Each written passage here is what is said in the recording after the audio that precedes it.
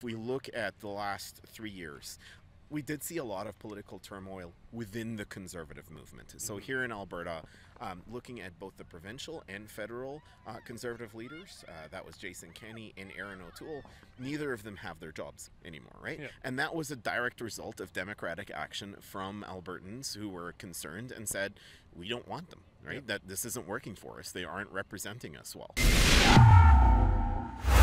Adam Soos here for Rebel News on location, as you can see just outside of downtown Calgary, with another story on our AlbertaDecides.com coverage of the 2023 provincial election. A couple of weeks back, I was joined by Tariq Elnaga to discuss some critical questions about where this election will be decided. For those of you unfamiliar with Tariq, well, he has an incredibly interesting story. Just over a decade ago, he actually came to the Calgary Stampede from Dubai, where he was born, and upon witnessing the rodeo, he fell in love with this province. He fell in love with the Western lifestyle. He packed up, moved here, and became a bona fide Albertan, a real cowboy, and he's been very active ever since, particularly on political issues. He occasionally joins me for some in-depth analysis of key political issues within this province, like the Alberta 2023 election.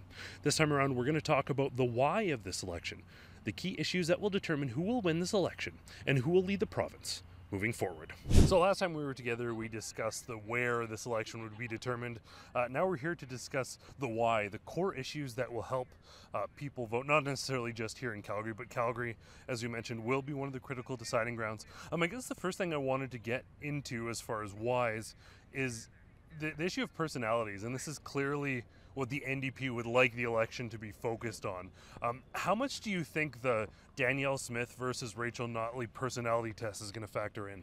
It will, I think, for a very small portion of the voters. I'd like to think that the voters aren't going to pick the person you like the most because they have the best personality, but I'd like to think that the voters are going to pick based on policy, and whether that's the economy, public safety, healthcare, etc., the things that actually matter day to day. Like when I vote for my own politicians, I'm not voting for, who am I going to sit around the living room table with? It's more so who's going to be the best for my way of life, my income, public safety, etc. That's what really matters.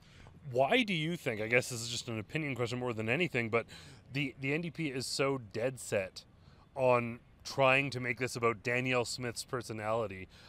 They seem to be, whenever there's a press announcement, it's about something she said on a radio show 2 years ago. Right. Why are they so focused on that? Well, because they can't run on their own record, right? So the NDP can't run on the record. It was an absolutely atrocious 4 years from an economic standpoint, from a public safety standpoint, etc. So if they can't run on their own record, what they're going to do is attack Danielle Smith's personality. Now they're going to do that, and the other thing as well is Danielle Smith has put out very clear policy decisions on what she's going to be doing economically, what she's going to be doing in terms of public safety, especially very relevant to an area like downtown Calgary, etc. And I look at it and I say, well, if you're just attacking the person and their likability rather than what they're actually going to do in terms of public policy and lawmaking, which is what the job of a politician is, then it tells me that they have nothing else to attack on. On that note, do you have any general sentiments about UCP versus NDP on jobs economy? Absolutely. So it's all going to be determined right here, I think, Adam. Again, this is the city that's going to determine what I think is the most important election in Alberta's history. It's absolutely critical. And if you look at the area behind us here, this is the corporate headquarters of the biggest industry in this province. It's oil and gas. And I look at the NDP, they brought in a carbon tax before Justin Trudeau brought in a carbon tax. They have clearly pushed their net zero goals ahead of the UCP. They haven't gone out of the way. As a matter of fact, two of their candidates running in this city come from the Pembina Institute, which is vehemently anti-Canadian oil. So again, they come in with some very anti-Calgarian policy positions. The other thing as well is, for the longest time, they supported defund the police as a movement. We've seen over the announcements over the last 4 weeks, including one today, on violent offenders while they're out on bail, being able to track them using ankle monitors and what have you. we're seeing a very strong emphasis on public safety that the NDP are playing catch up to. Now they're saying that, oh, we support hiring more police officers, etc. Whereas for the longest time they weren't. So to me, these are strong policy positions that affect the urban voter, whether that's the economy, cost of living. We want to see a healthy economy. The UCP have come in and said we will bring in no new taxes, whereas the NDP taxes did go up. Right. It is part of the NDP mantra, if you will, both at a provincial and federal level to raise taxes. So I want to talk about safety a bit, but as we talk about the economy a little bit more first, just comparing the track records, I know there's a general sentiment, NDP bad for business, or at least bad for traditional businesses, conventional oil and gas jobs that have done well in this province. Did we see, I mean, obviously there was some population decrease, people were leaving the province, there was credit downgrades. How much of that is tangible, they're adversely affecting the economy? How much of it is optics, the NDP's not for these industries? I'll give you some real life examples. So Rachel Notley and her team absolutely bungled the royalty review in 2015 when they came in, right? So they absolutely bungled that. The other thing as well is they brought in a carbon tax, like I said, before Justin Trudeau brought in a carbon tax. They also attacked another critical industry here when they introduced Bill C6, the farm workers' rights bill, where they said they really interfered with the individual family farm. And if I think of Alberta's two core industries, I always think oil and gas and agriculture, and they went after both. So to me, there is actual tangible policy items in which they've affected both. And then you come and see Danielle Smith really stand up for the industry and also stand up for rural Alberta and in the farming industry. And I think that's where some strong tangibility. I mean, I look at the Alberta Sovereignty Act, and standing up to Ottawa's overreach on our industries is absolutely critical too. The fact that from an economy standpoint, we pay $20 billion more, or about 18% more into the CPP than we get back. Well, let's leave that money locally here into the economy. So those are, real life tangible decisions versus I like Danielle Smith or I don't like Danielle Smith, or I like Rachel Notley or I don't like Rachel Notley, right? So policies on safety become almost sensational just because of how bad things have become. And to sort of return back to that point in the conversation, obviously Jyoti Gondek, Calgary's activist mayor, attended that announcement about hiring police and fixing things. She kind of looked like a child being reprimanded, frankly, at that event. Is there actually going to be a buy-in? Obviously, things are getting worse. I remember growing up, the notion of a murder was shocking. Now it's like every 2 weeks, someone stabbed downtown. Real horror stories. Is addressing those core issues on policies, do you think for Albertan voters, is that more sort of, is that driving at something more integral? And do you think that Albertans are going to respond to that? You're bang on. We've gone from campaigning on sentiment of, oh, we're going to work for you, and just empty words, to action. And if you look at Danielle Smith in her time, 5 or 6 months as both premier and having to campaign into an election, she's taken concrete action on many things in the city here, and including one of them being public safety. You're absolutely right. Random stabbings and random murders that are happening. We never used to hear of that. I lived in this area I've been living in the Calgary area for 10 years now. And she's taken very tangible, concrete action versus the activism, like you said, of the whole defund the police movement and what have you.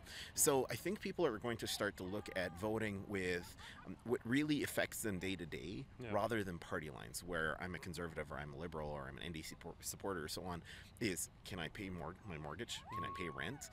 Am I safe going down the street or am I not?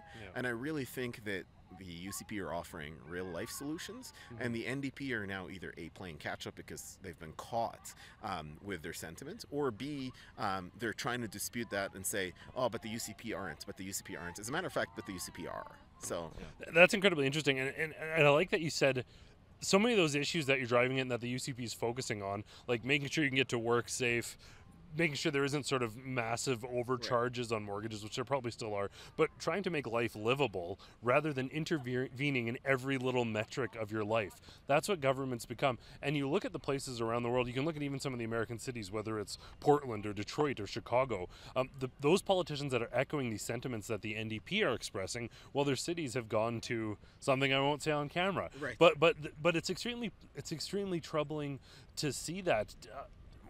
why, I guess, is the next question, is a place that's so opposed to that, that's so opposed to Justin Trudeau, and that is traditionally conservative, why did they vote in 2015, and why are they, at least some of the polls showing somewhat close, why are they considering voting for this NDP government again? So I think that there's a number of things that are very different from 2015 and even 2019.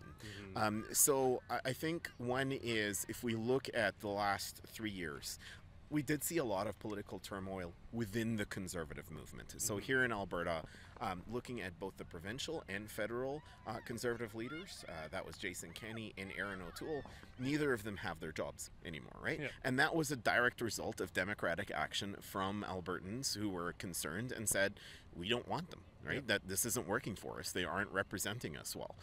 So you saw some turmoil there, which I think drove people to see the UCP as having some form of instability in leadership or in cabinet or so on, but you're starting to see that come back. The other thing as well is the demographics of the city are very different. There is a lot of not just out of country but out of province migration that has happened and has been proven by numbers. I hope that the people that move to Alberta understand why Alberta is very welcoming and very inclusive. Again, I wasn't born here, I wasn't born in Canada, but it's welcomed me with open arms.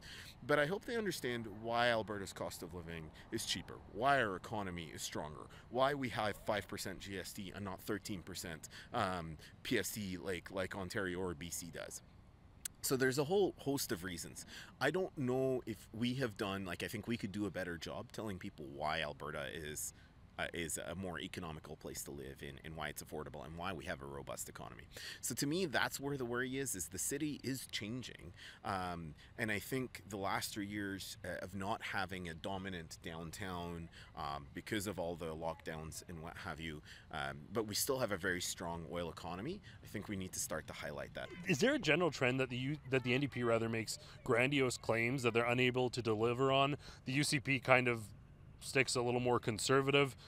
I'd say that I don't think either are doing a particularly good job either in healthcare or education, but is it pretty much empty promises? I think so. I think, again, there's a lot of sentiment and then there's a lot of fear. So the boogeyman that the NDP keeps saying is, Danielle Smith is bringing American-style healthcare. The interesting thing is they're doubling down on a system that has clearly failed citizens, that has clearly failed citizens for the last 3 or 4 years. In what world does it make sense for you to wait a year, 18 months, 2 years for surgery? It absolutely doesn't. So they're going to double down on things that haven't worked in the past. Whereas the UCP are looking for alternative solutions. Now, to your point exactly about hiring more healthcare professionals or teachers, it takes 4 years to make a nurse. It takes 7 to 10 years to make a junior doctor, right? And that's post high school. So these aren't jobs you could just create in a flash. These aren't, and the same goes for teachers, right? It takes 4 years at least to make a teacher. So the thing is, and I use the word make as in, graduate, yeah. Right? But the thing is, it takes that long to make them. So unless, and I look at the UCP and they're actually taking concrete action of saying, for example, foreign certified jobs that we have a need for, like doctors in, how can we fast track their certification into a Canadian standard? The NDP haven't suggested that. Yeah. I did want to ask one question, though, and this may be a concern, particularly for some of our viewers. Probably a pretty large either private school, charter school, or homeschool community. Right. There's I believe an estimated 70,000 students in Alberta who are in those schools. I believe the UCP has sort of made a commitment, or at least plans to carry on funding for people who choose those alternatives. The other thing is those alternatives cost less for the government, yield better results, so on and so forth. The system speaks for itself. I believe the NDP has sort of backed away from honoring that, acknowledging that, or committing to funding that moving forward. Why is there this sort of ideological and, like you said, boogie monster to allowing private things that work better to function? And I get many Canadians, even among our viewers, many probably say we should switch to private, but there's probably some who have this idea that healthcare and education should be public. Should there not be an alternative, and why is the NDP so opposed to that? So the interesting thing, both on the education and healthcare systems, is, again, we use that American example, but there's multiple public-private partnerships in the Scandinavian countries, in Europe, in the Middle East, etc., that have worked really, really well. So I'm a big believer of options, and the NDP keep pushing big government, we know better, we will do it, and keep inflating and bloating at the administrative level, which is what you're seeing with AHS, etc. Again, are we getting the best bang for our buck? I'm a big believer, whether it's education or healthcare, give people a choice. So give parents a choice of, do they want a public school? Do they want to homeschool? Do they want a private charter school? Do they want a specialty school? Like, there's a great school close to where I live in Airdrie called The Farm, and it is rural-based, rural-oriented, so that the kids growing out of there have a strong exposure to rural sciences. So the thing is,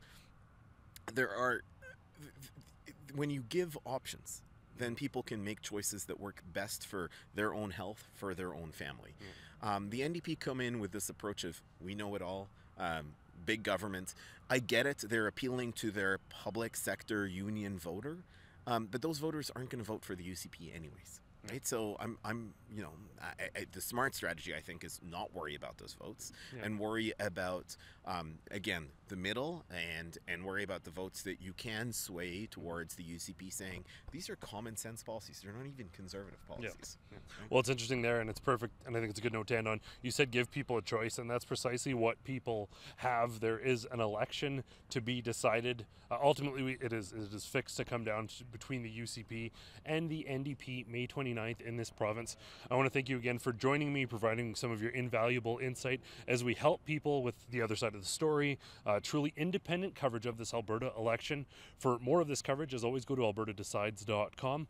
And I want to thank you all so much for tuning in. For Rebel News, I'm Adam Soos.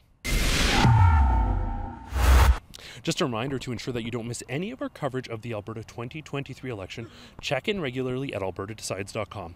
If you also believe in supporting independent journalism, you can chip in there if you'd like to do so.